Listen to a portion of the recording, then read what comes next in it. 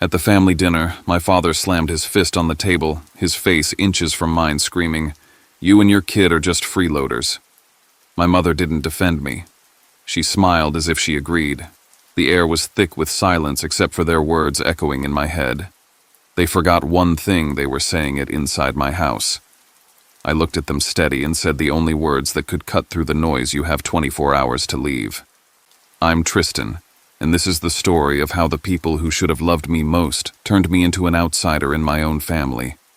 But before I share my story with you, I'd love to know you're here with me. Drop a simple hi in the comments or tell me where you're from.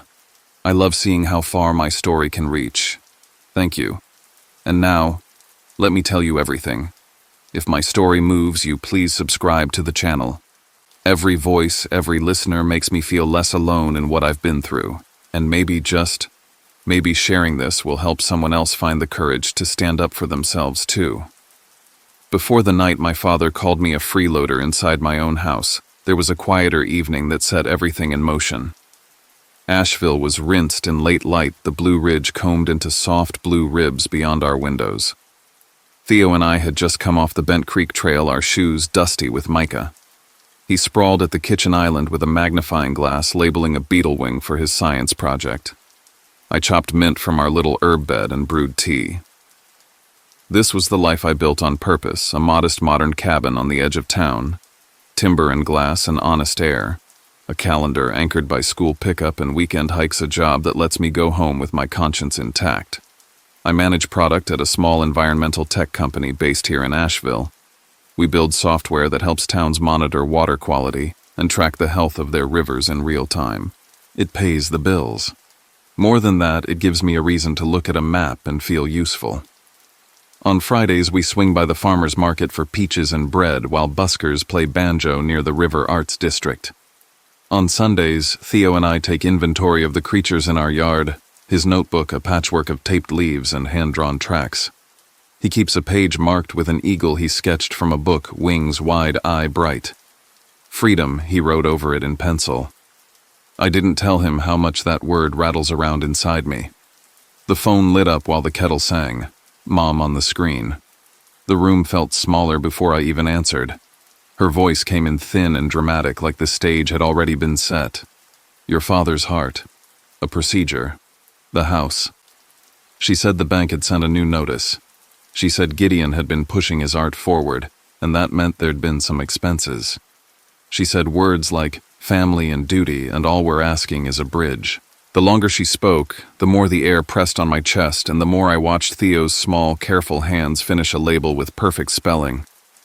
My mother's talent has always been arranging facts the way she arranges picture frames, cropping out what she doesn't like.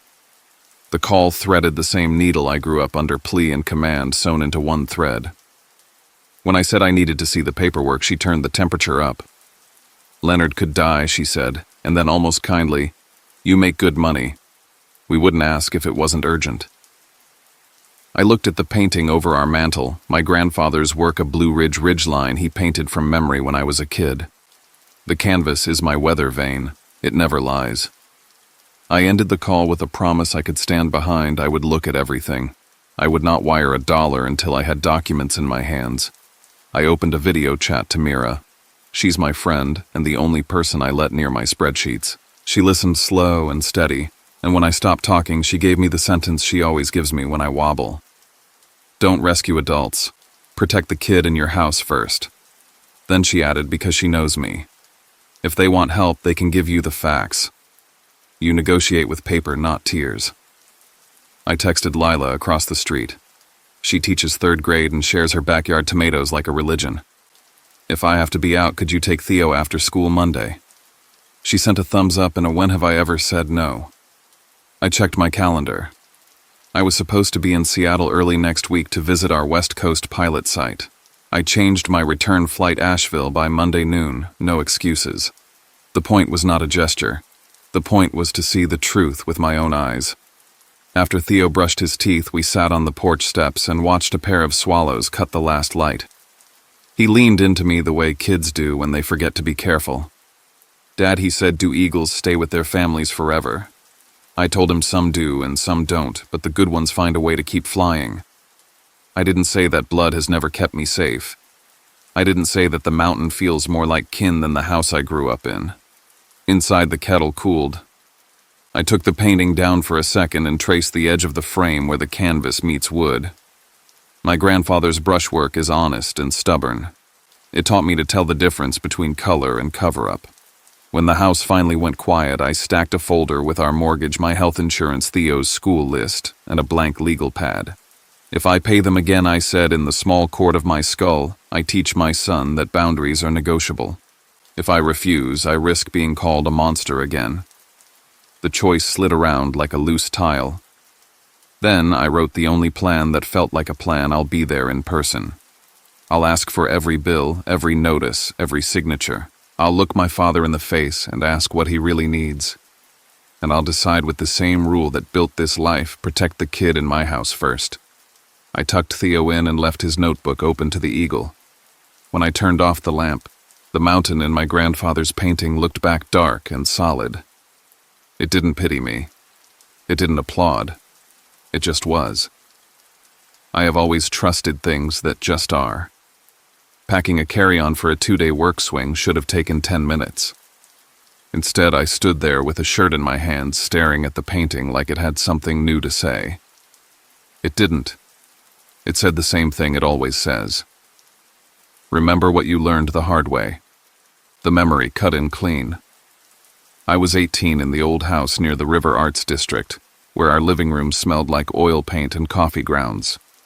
My father tuned his guitar in the corner, the string whining into perfect pitch. My mother hung frames in clusters, adjusting them a half-inch at a time. I was proud of my acceptance letter to UNC Asheville. My grandfather had left me $120,000 with a note that was only 2 lines long for school. For you. Nobody else had ever been that clear with me.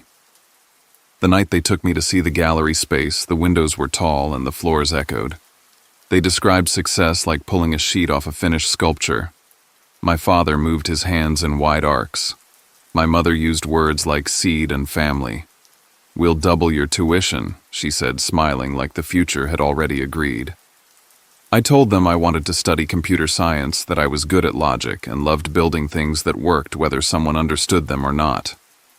My mother looked hurt in that way she knows punishes me. "Art is the truest voice," my father said, not unkindly. "It's our name in the world."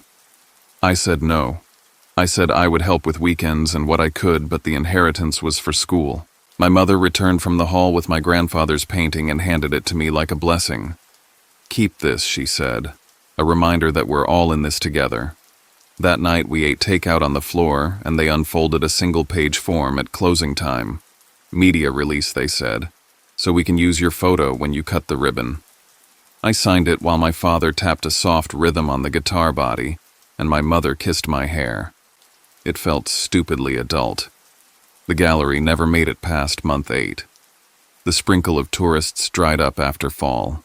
Winter turned the River Arts District into a wet, quiet stretch of concrete. Bills stacked like sediment. Nobody mentioned the tuition they'd promised. When I asked about repayment, my mother angled her head as if I had insulted the weather. By spring, I had moved into a tiny apartment with 2 classmates. I delivered newspapers before dawn, poured lattes in Biltmore Village until my wrists ached, and tutored freshmen in algebra for the one curriculum I could control, the narrow miracle of a balanced equation. I tacked my acceptance letter above the desk like a talisman. The more tired I got, the less I believed in miracles. The ugly part came later.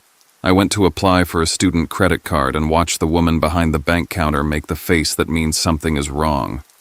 My name had been attached to a small, ugly line of debt, a secondary guarantee for operating expenses, signed the night of the so-called grand opening. The document had my scrawl on it, but the header wasn't media release at all. I had been 18 for 6 days. They had waited like people wait for a storm to pass. My credit score sank under a weight I didn't know I was carrying. It took years to dig it out with on-time rent receipts and a folder thick enough to stop a door. That was the day I started keeping everything. Receipts, emails, screenshots, PDFs. If somebody asked me for help, I wrote down the how and when and what we agreed to. I learned that paper has a way of holding people to their best selves or revealing their worst. I also learned that love, at least in my family, was often a poem written on the back of a bill. My father would still say that line art is the truest voice whenever I bristled at a new ask. Funny thing is, he was right. Art does tell the truth. The truth was in the way their frames always held the flattering light and never the cracked corner. The truth was in how easily a signature can be misnamed when you trust the person handing you the pen. Years later, walking past a brick wall sprayed with one word freedom in cobalt letters, I understood him even better. The truest voice in that moment wasn't art. It was the way I walked past it without turning back. Now, with my mother's latest plea buzzing in my pocket, I laid the painting on the table and ran my finger along the edge where canvas meets wood, the seam where things can be hidden or held. I wrote Mira a text I'll ask for every document. No money until I see it all. She replied in seconds. Good. Paper, not tears. I printed a fresh checklist, mortgage statements, medical invoices, notices from the bank, and slid it into the folder I would carry through their door like armor. I wanted to believe my father's heart needed help and not a performance. I wanted to believe the house could be saved by a plan instead of a son. I wanted to believe that if I showed up like an adult and asked adult questions, I would be met with the same. But belief is a luxury earned one proof at a time. I zipped the carry-on and turned off the lamp. In the dark glass, the mountain in my grandfather's painting held its line. I promised the boy asleep down the hall and the boy I used to be the same thing. This time I walk in with my eyes open. This time I don't leave them any space to write my name where it doesn't belong. When I stepped off the plane back into Asheville, the air was damp and smelled faintly of pine and rain. The cab ride from the airport passed familiar blocks I had not walked in years. Murals I didn't recognize filled brick walls, new coffee shops spilled with students and tourists. But when we turned onto the old street where I grew up, time collapsed. The house sat the same way it always had, peeling paint on the clapboard yard, untended weeds pushing through the cracks of the front walk. I stopped on the curb for a long minute before going up the steps, bracing myself for the ghosts. Inside, the living room reeked of turpentine and dust. Canvases leaned against the walls, Gideon's half-finished projects cluttered every corner. Bottles, unpaid bills, even a coffee cup hardened with paint water covered the table. The smell of decay was mixed with stale ambition. I found my father in the recliner, pale but not as fragile as my mother had made him sound. His breathing was steady, his eyes alert enough to watch me carefully. At the hospital later that afternoon, the cardiologist was direct. Yes, there was disease. Yes, a procedure would be needed, but there was no imminent collapse. The way my mother had painted it, I expected to walk into an emergency. Instead, I was greeted by a manageable condition, stretched thin into a crisis for leverage. I asked for paperwork. My mother slid a stack of envelopes across the table, her hand trembling more from theatrics than age. I leafed through the late payment notices, interest charges climbing like vines, and receipts marked art project supplies. The balance with penalties and fees totaled close to $270,000. I recognized my brother's handwriting on some of the receipts.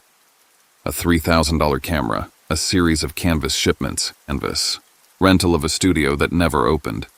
None of it carried a return. I didn't argue. I took the stack with me. That night, I walked into the office of Elliot Wade, a real estate lawyer recommended by a former colleague. His office overlooked Pack Square, neat and quiet, a contrast to the chaos I had just left. He was blunt in a way I appreciated. If I gave them money directly, it would vanish into the same pit as before. If I wanted to help, I had to go through the bank, through contracts, through ownership. Buy the debt, own the property, he said. Otherwise, you're pouring water into sand. He told me if I held the deed, I could make the rules about who stayed and on what terms. The words lodged in my chest. Ownership meant control, and control meant finally stepping out of the shadow they had built for me. I called Mira later that night, pacing the rented apartment.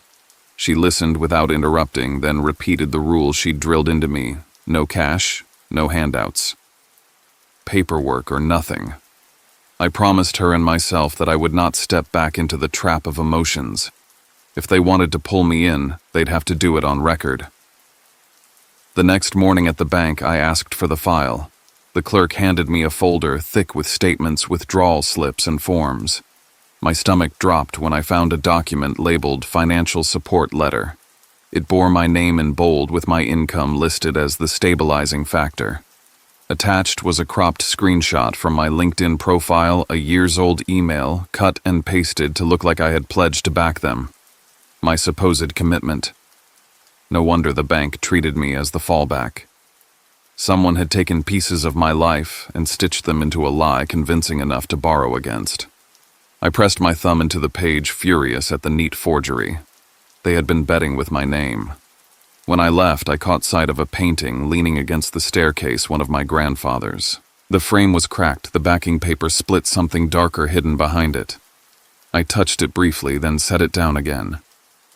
I would come back for it when the dust settled. For now, I had what I needed. That evening, I typed a short message to my mother and brother. I'll deal with the bank. No cash. Everything goes through documents. My finger hovered over send before pressing it. The first real shot across the line. The first time I said no and meant it. And yet as I lay in bed, I wondered how deep the forgery went and how many other pieces of my life they had borrowed without permission. More than that, I wondered how much of this mess might splash onto Theo. I could fight for my own boundaries, but could I keep him untouched by the fallout? The question sat like a stone in my chest. They insisted on a family dinner, and I agreed because I needed them all in the same room. My grandfather's painting came with me, propped carefully in the back of the car. I set it against the dining room wall, its quiet mountain watching as we gathered. The table was laid with fried chicken, collard greens, cornbread, the comfort food of a South that had comforted me once. On the surface it looked warm, but the air was already wired tight. My father began before we finished serving. His voice was hard but steady. The bank is ready to take the house unless you cover it. This is family business. You make the kind of money that can fix this. He looked at me like it was already settled. My mother leaned in, her tone softer but sharper. You've had every advantage. Isn't it time you gave something back? She said it like gratitude was a bill I had forgotten to pay. The front door opened late, and Gideon strolled in, hair unwashed, scarf draped like a stage prop. He kissed my mother's cheek, clapped my father's shoulder, and dropped into a chair as if he owned it. You don't understand sacrifice, Tristan, he said between bites. You've never risked anything for art, for family. I reminded them I had Theo, that my entire life revolved around raising him safely. I told them every dollar I made was accounted for his school, his future, the roof over our heads. My father's face flushed. He slammed his fist against the table dishes, rattling. You and that boy are freeloaders, he barked. All this time we carried you, and now you pretend you're above us. My mother's lips curved into a thin smile.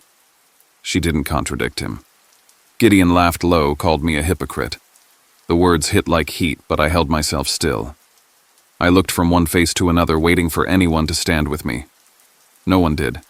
Then Gideon leaned back, smirking. I used your name for the sponsorship contract, he said, as if it were nothing. Mom told me it was fine. You'd cover it. You always do. I turned to my father, searching for denial. His eyes didn't waver. Family sacrifices for each other, he said flatly.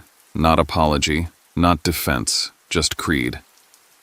The admission landed harder than the insult. Silence pressed down, broken only by the ticking clock. Out the window, I caught a glimpse of the neighbor across the street, curtain lifted slightly. People were watching. Maybe they always had. On the table lay another envelope I hadn't opened yet, more bank reports they had placed like bait. I left it untouched. I stood the chair, scraping back. My heart was pounding, but my voice was calm, colder than I expected it could be.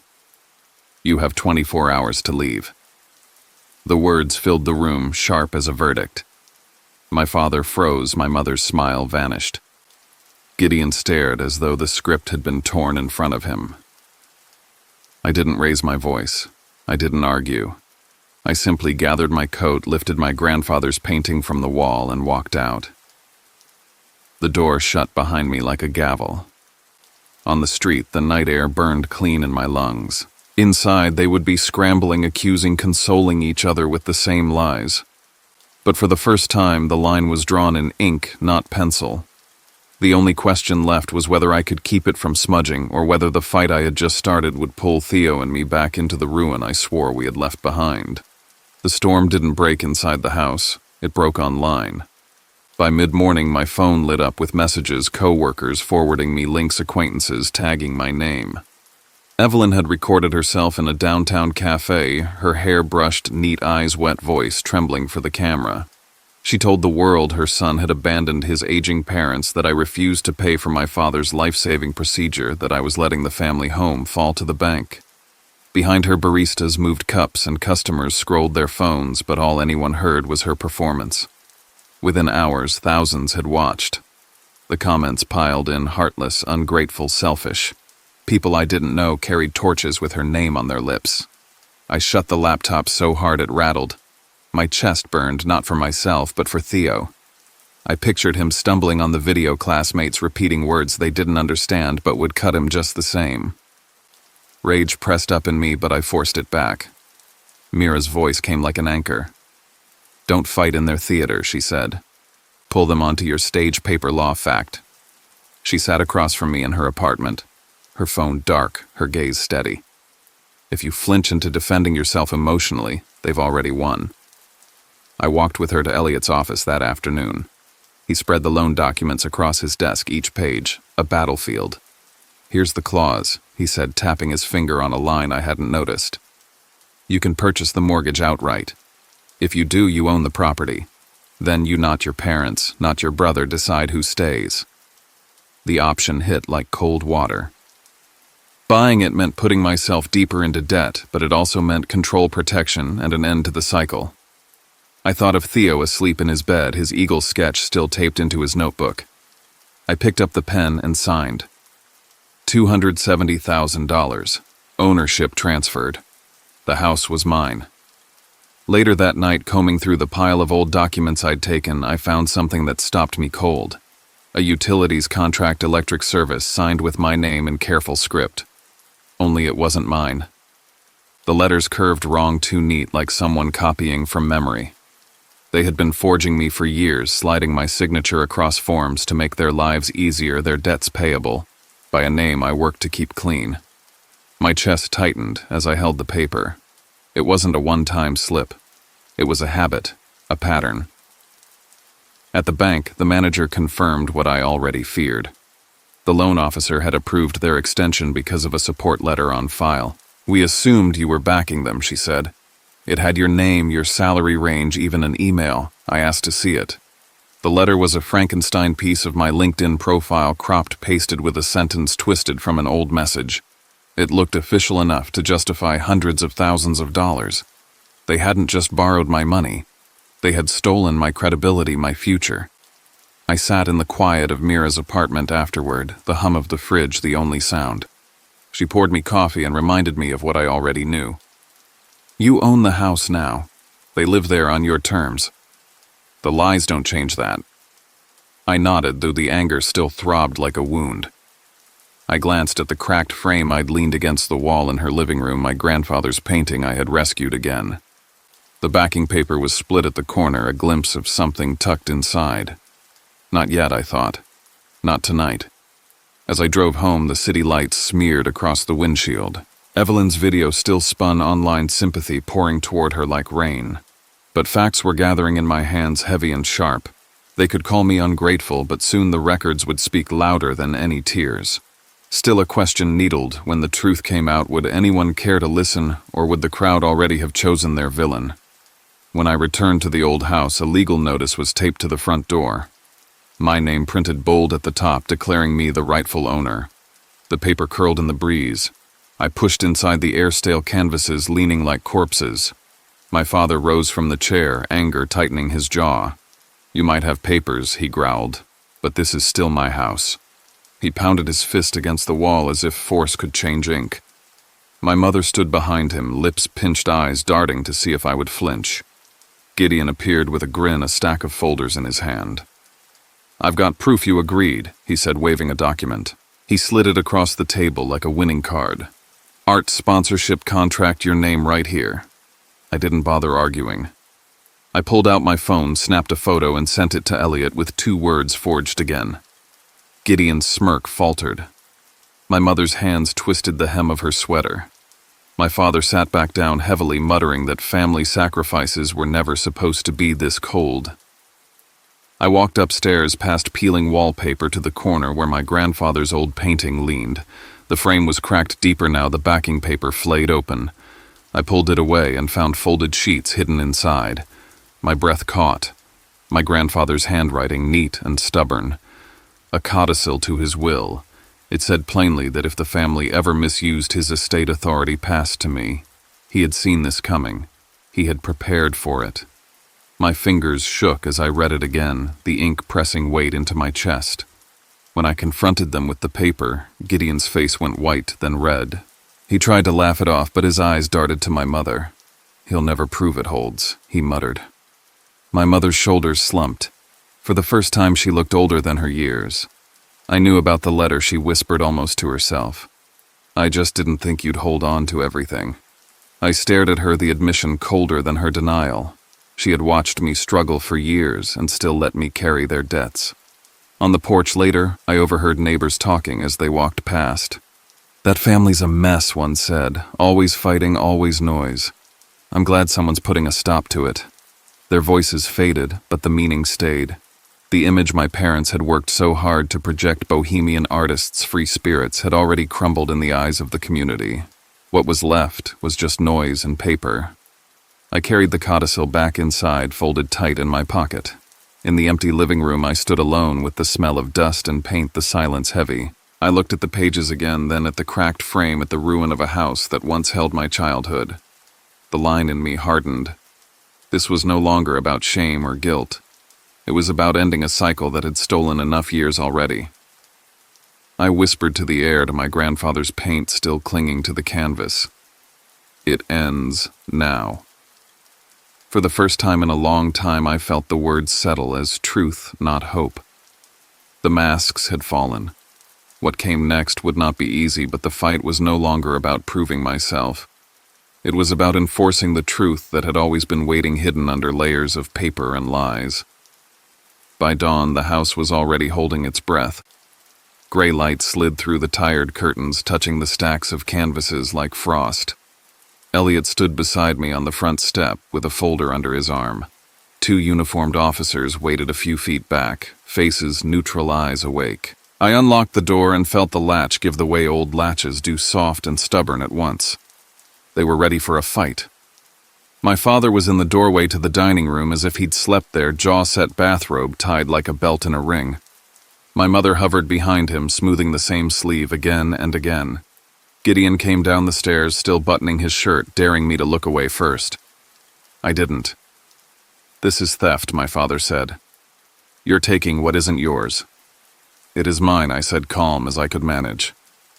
"By purchase, by record, by the terms you signed when you borrowed what you couldn't pay back."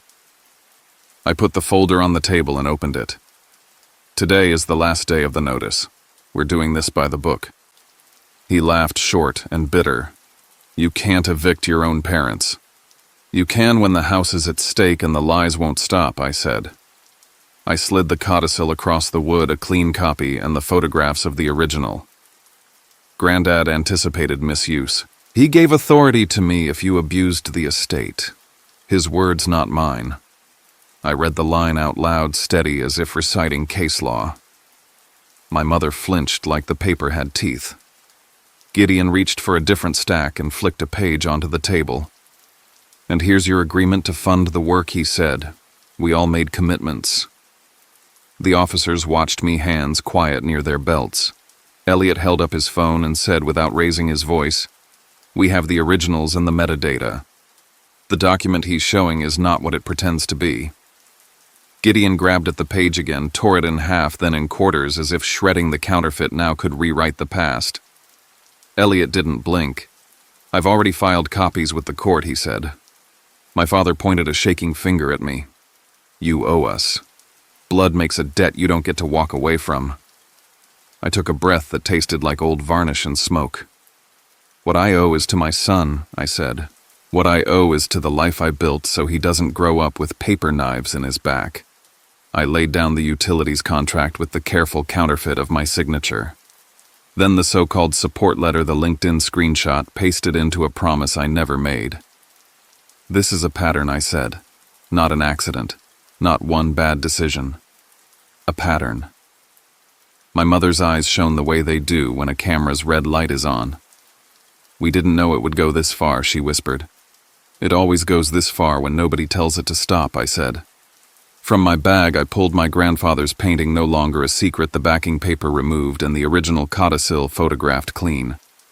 Taped behind the stretcher bar had been a small envelope with my name. I kept the envelope in my pocket for this moment. I opened it and read the short letter aloud. He had written in a steady hand that family must be chosen by truth, not by blood alone. He had written that if the house ever became a weapon, I was to lay it down and start again. The room went still in a way I had never felt in that house. There are silences that are vacant and silences that are full. This one was full. Elliot stepped forward. As of 9 a.m., the lease with the new tenants takes effect the moment the property is vacant, he said. They're a young couple who teach at the arts center. They'll treat the place with care. My mother's mouth opened, closed, opened again. My father's face broke into amazement, then fury, as if someone had rotated the sun without asking him. Gideon swore under his breath and kicked a box of frames. Glass clinked against glass. Voices gathered outside the way voices do when a house has been a performance for years. Curtains shifted across the street. A man I remembered from childhood stood on the sidewalk with his dog and didn't pretend not to listen. My father launched into a speech how we had always been the creative soul of the block, how I was punishing him for age and illness. But the words fell heavy. People who had watched the shouting matches on hot nights and the broken bottles on colder ones weren't moved now that the story had a different narrator. The officers explained the logistics, what could be taken, what had to remain until a later pickup, how long the driveway could be blocked. Elliot and I walked the rooms, noting the damage that would need repair. My mother followed close, narrating the house, as if that could keep it. We hosted Thanksgiving here, she said in a voice meant for strangers. That window faces the first snowfall every year. I stopped and looked at her. You can keep the memories, I said. You just can't keep the deed. By noon, the living room was a maze of boxes and resentment. My father muttered about ungrateful sons. My mother wept without tears. Gideon tried once more to hand me an envelope labeled with my name. I didn't take it. At the door, my mother turned an actress searching for the last line. You'll regret this, she said. I thought of Theo laughing in the backyard of our cabin, of the eagle he'd drawn, of the way he sleeps with his face relaxed when he knows the roof above him will stay. I already regret what I let go on for this long, I said. They stepped over the threshold one by one, each carrying the version of the story that kept them upright. Neighbors parted to let them pass. A woman I didn't know nodded at me as if to say it was time. When the last box was gone, I closed the door with my palm pressed flat against the wood. The house exhaled. I stood alone in the stale light with the painting under my arm and my grandfather's letter in my pocket, and felt something loosen that had been tight in me since I was 18. On the walk to the car, I didn't look back. The line between past and present had always been faint in this family. That morning, I carved it deep enough to see. A week later, Asheville exhaled. Theo and I carried his recycled metal eagle into the Community Arts Festival. Sun caught the cut feathers. Strangers paused. He said, "We made it," and didn't let go of my sleeve. Mira bumped my shoulder. Lila waved with a flyer for a creek walk. Their presence felt like a frame holding the picture steady. Word drifted back, my mother selling greens at the market, my father balancing books for small shops, Gideon between projects. No calls, no videos.